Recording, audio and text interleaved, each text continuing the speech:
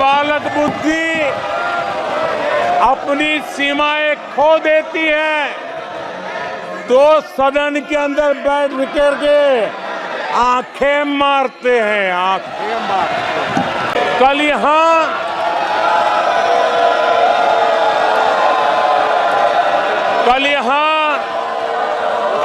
बालक बुद्धि का विलाप चल रहा था। मुझे मारा गया, मुझे इसने मारा, मुझे उसने मारा, मुझे यहाँ मारा, मुझे वहां मारा, ये चल रहा था। आदरणीय सभापति जी,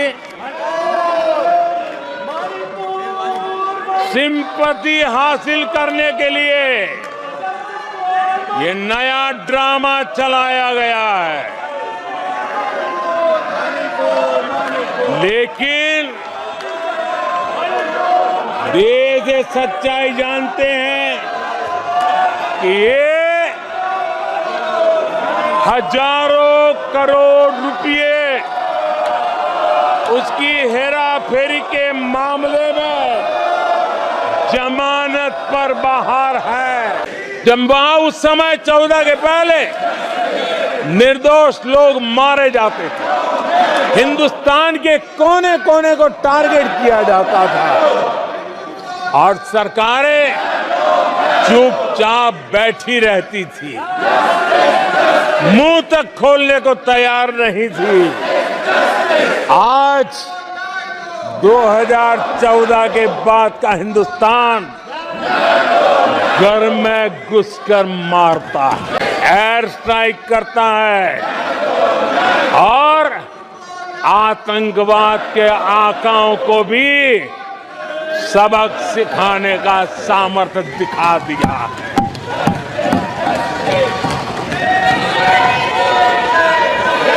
आज आदरणीय सभापति जी, देश का एक एक नागरिक जानता है कि अपनी सुरक्षा के लिए भारत कुछ भी कर सकता है। आज आर्टिकल 370 की दीवार गिरी,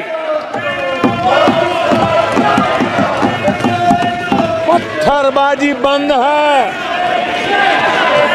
लोकतंत्र मजबूत है। आदरणीय सभापति जी, बालक बुद्धि में ना बोलने का ठिकाना होता है और न ही बालक बुद्धि में व्यवहार का कोई ठिकाना होता है।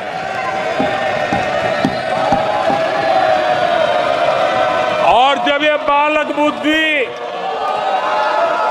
पूरी तरह सवार हो जाती है तो सदन में भी किसी के गले पड़ जाते हैं।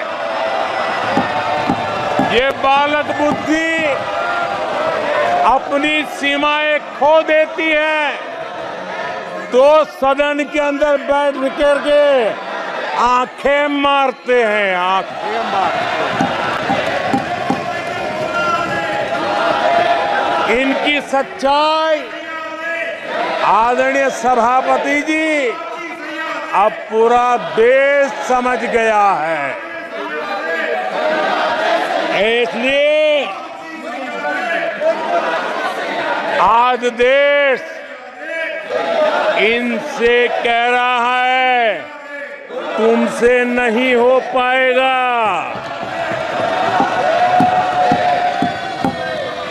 तुमसे ना हो पाएगा।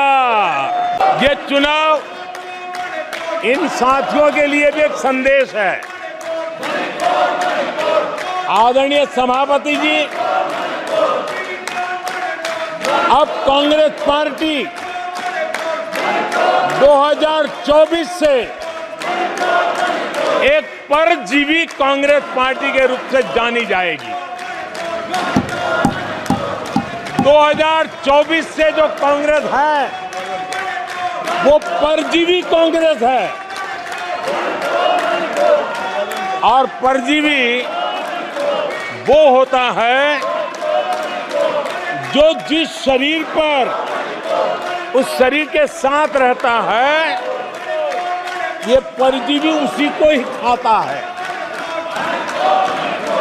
कांग्रेस भी जिस पार्टी के साथ गठबंधन करती है उसी के वोट खा जाती है और अपनी सहयोगी पार्टी की कीमत पर वो फलती फूलती है। और इसलिए कांग्रेस परजीवी कांग्रेस बन चुकी है।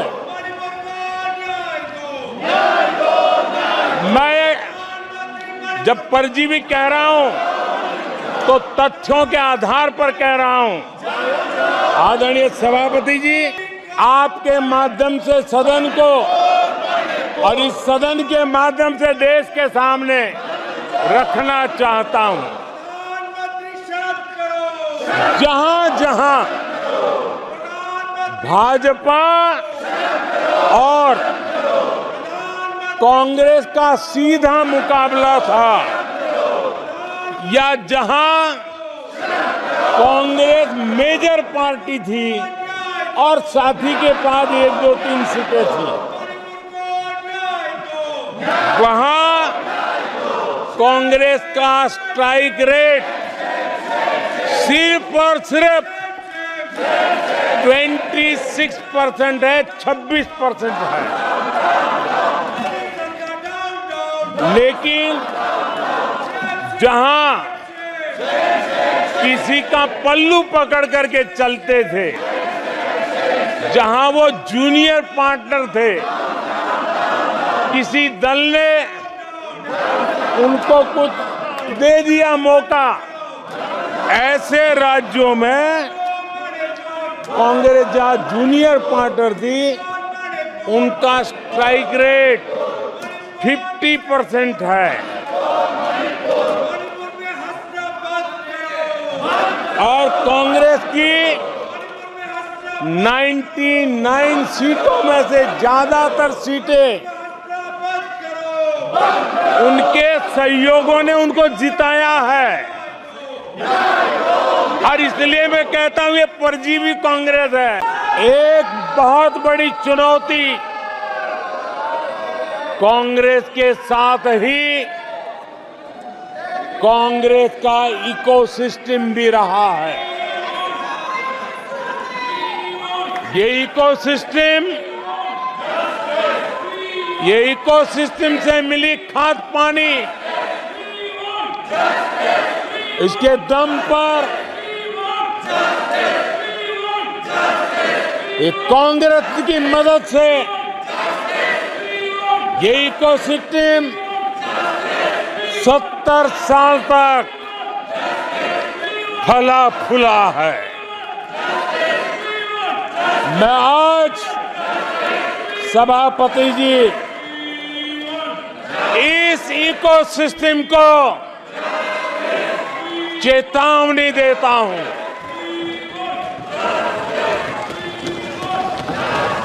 मैं इस इकोसिस्टम को चेताना चाहता हूं।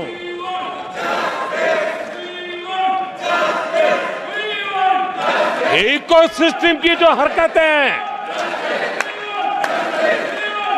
जिस तरह इकोसिस्टम ने ठान लिया है कि देश की विकास यात्रा को रोक देंगे, देश की प्रगति को डिरेल कर देंगे, मैं आज इकोसिस्टम को बता देना चाहता हूं, उसकी हर साजिश का जवाब अब उसी की भाषा में मिलेगा।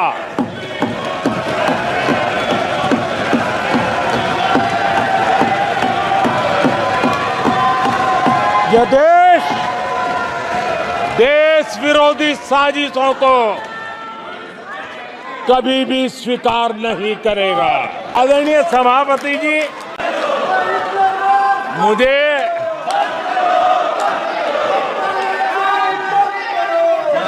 एक किस्सा याद आता है।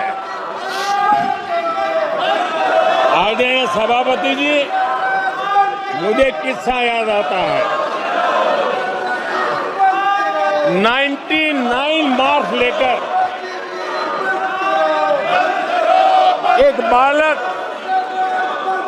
घमंड में घूम रहा था और देश सबको दिखाता था, देखो कितने ज्यादा मार्क्स आए हैं। तो लोग भी जब 99 सुनते थे तो शाबाशी देते थे, बहुत उसको हौसला बुलंद करते थे। तो फिर उनके टीचर आए कि भैया किस बात की मिठाई बांट रहे हो, ये 100 में से 99 नहीं लाया, ये तो 543 में से लाया है।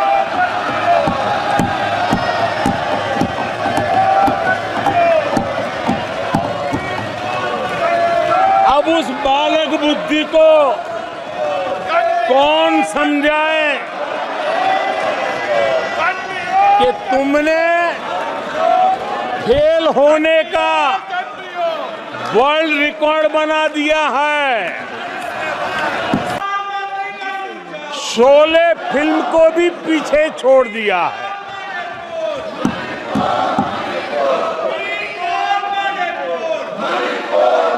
आप सबको शोले फिल्म की वो मौसी जी याद होगी।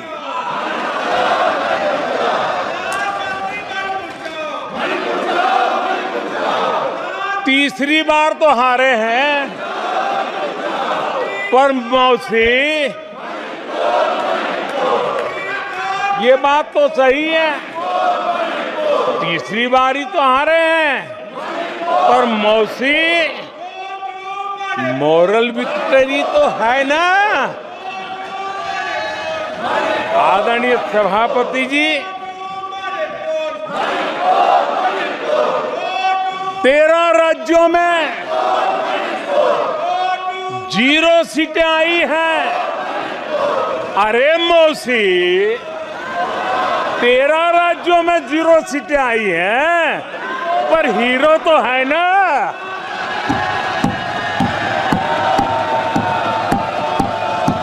आदरणीय सभापति जी,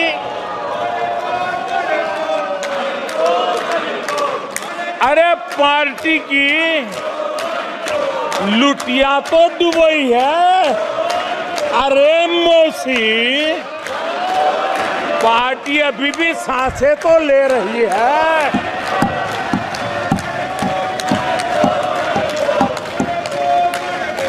मैं कांग्रेस के लोगों को कहूंगा, जनादेश को फर्जी जीत के जश्न में मत दबाओ। जनादेश को फर्जी जीत के नशे में मत दबाओ, उस जश्न में मत दबाओ।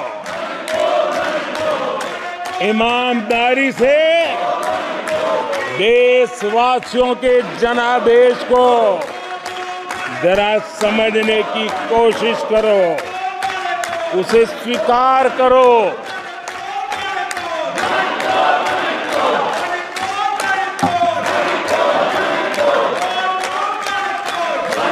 पर लीक पर भी चिंता जताई है। मैं भी देश के हर विद्यार्थी को, देश के हर नौजवानों को कहूंगा कि सरकार ऐसी घटनाओं को रोकने के लिए अत्यंत गंभीर है और युद्ध स्तर पर हम अपनी जिम्मेवारियों को पूरा करने के लिए एक के बाद एक कदम उठा रहे हैं। युवाओं के भविष्य के साथ खिलवाड़ करने वालों को कतई छोड़ा नहीं जाएगा।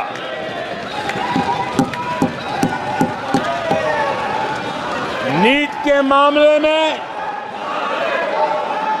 पूरे देश में लगातार गिरफ्तारियां की जा रही है। केंद्र सरकार पहले ही एक कड़ा कानून बना चुकी है। परीक्षा कराने वाले पूरे सिस्टम को पुख्ता करने के लिए जरूरी कदम उठाए जा रहे हैं। इस देश की जनता ने जनादेश दिया है और इस देश की जनादेश है कि आप वहीं बैठिए,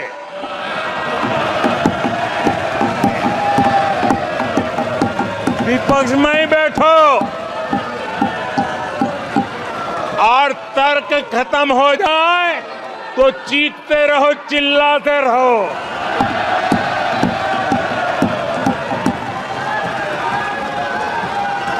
आदरणीय सभापति जी, कांग्रेस के इतिहास का ये पहला मौका है जब लगातार तीन बार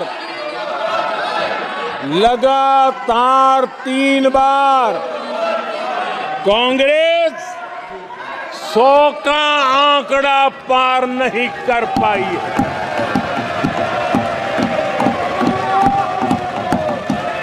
कांग्रेस के इतिहास में ये तीसरी सबसे बड़ी हार है, तीसरा सबसे खराब प्रदर्शन है। अच्छा होता कांग्रेस अपनी हार स्वीकार करती, जनता जनार्दन के आदेश को सर आंखों पर चढ़ाती, लेकिन ये तो कुछ शीर्षासन करने में लगे हुए हैं।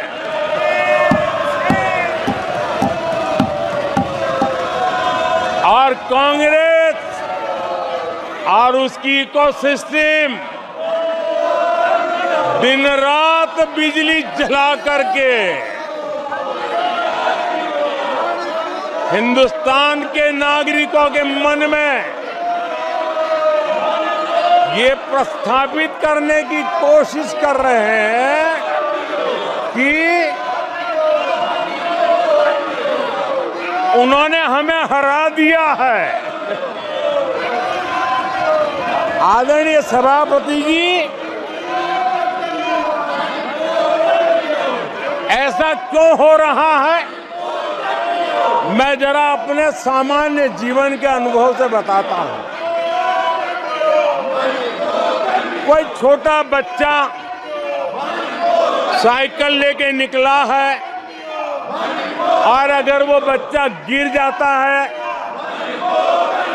साइकिल से लुढ़क जाता है, रोने लगता है, तो कोई बड़ा व्यक्ति आकर के उसके पास पहुंच जाता है और उसको कहता है, देखो चींटी मर गई, देखो चिड़िया उड़ गई, अरे देखो तुम तो बहुत बढ़िया साइकिल चलाते हो, अरे तुम तो गिरे नहीं हो। ऐसा करके उसका जरा मन ठीक करने के लिए प्रयास करते हैं, उसका ध्यान भटका करके उस बच्चे का मन बहला देते हैं। तो आजकल बच्चे का मन बहलाने का काम चल रहा है। लोकसभा में प्रधानमंत्री के रूप में यहाँ सेवा के लिए आप लोगों ने अवसर दिया, तब भी मुझे ऐसा ही मुकाबला करना पड़ा था। 2019 में भी मुझे ऐसा ही मुकाबला करना पड़ा, मुझे राज्यसभा में भी ऐसा ही मुकाबला करना पड़ा और इसलिए अब तो ये भी बड़ा मजबूत हो गया है, मेरा हौसला भी मजबूत है मेरी आवाज भी मजबूत है और मेरे संकल्प भी मजबूत है। आदरणीय सभापति जी, ये कितनी ही संख्या का दावा क्यों न करते हो, 2014 में जब हम आए राज्यसभा में हमारी ताकत बहुत कम थी और चेयर का भी जरा झुकाव दूसरी तरफ था, लेकिन सीना तान करके देश की सेवा करने के संकल्प से हम डिगे नहीं। मैं देशवासियों को कहना चाहता हूं, आपने जो फैसला सुनाया है, आपने हमें सेवा करने का जो आदेश दिया है, ऐसी किसी रुकावटों से न मोदी डरने वाला है, न ये सरकार डरने वाली है। जिन संकल्पों को लेकर के हम चले हैं, उन संकल्पों को पूरा करके रहेंगे। आदरणीय सभापति जी, जो नए सांसद चुन के आए हैं, उनको मैं विशेष रूप से शुभकामनाएं देता हूं। आदरणीय सभापति जी, मैं मानता हूं कि बहुत कुछ सीखेंगे, समझेंगे और देश की लोगों की नजरों से गिरते हुए बचने का प्रयास भी करेंगे। इसलिए मैं उनको भी परमात्मा को सद्बुद्धि दे, बालक बुद्धि को भी सद्बुद्धि दे, इस अपेक्षा के साथ आदरणीय राष्ट्रपति महोदया का जो उद्बोधन है, उसके प्रति हृदय से आभार व्यक्त करता हूं। और आपको भी देखिए, आपने मुझे समय दिया, विस्तार से मुझे बात बताने का मौका दिया और किसी का कोलाहल सत्य की आवाज को दबा नहीं सकता। सत्य ऐसे प्रयासों के भी दबता नहीं है और झूठ को कोई जड़ें नहीं होती है।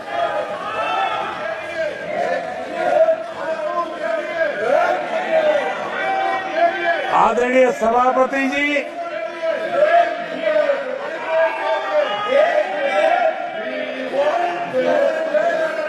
जिन लोगों को अवसर नहीं दिया, वो उनकी पार्टी की जिम्मेवारी है, वो आगे से अपने सांसदों का ध्यान रखेंगे, ये मैं अपेक्षा करता हूं।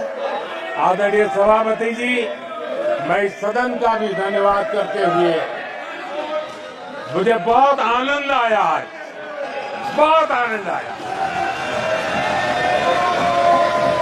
सत्य की ताकत क्या होती है, वो आज मैंने जी करके देखा है। सत्य का सामर्थ्य क्या होता है, उसको मैंने आज उसका साक्षात्कार किया।